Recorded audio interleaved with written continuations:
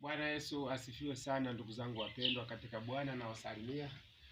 Sasa ndugu zangu, mimi nataka niwape habari kuhusu Mungu. Mungu ni mkubwa kuliko kila kitu ambacho unakitegemea. Japo katika hili wapo wengine wataisemea vibaya, kwa maana wanadamu wako radhi kumkana Mwenyezi Mungu kwa sababu ya mawazo yao au ya mambo ya dunia. Haleluya. Mimi hapa nilipo nimeokoka, nampenda Yesu, na nakumbuka jinsi nilivyokuwa nikikumbuka na baki katika majonzi. Ninapenda nimtumikie Mungu japo sijui kesho yangu itakuwaje.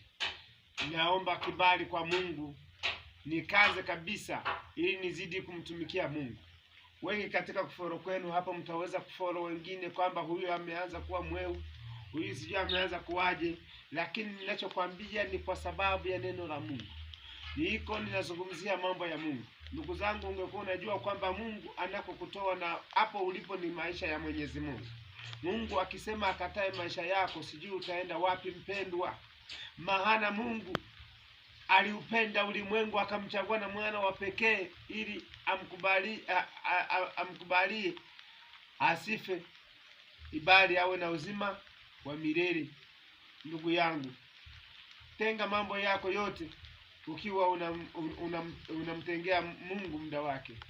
Sasa hivi watu wamejikataa, watu wamemkataa Mungu, watu wamekataa amri za Mungu. Sasa hivi tukisema ibada ni saa 2 kamili, watu watakuja saa 4 tena kwa kutembea wakiwa wanaona tu ni mambo ya kawaida.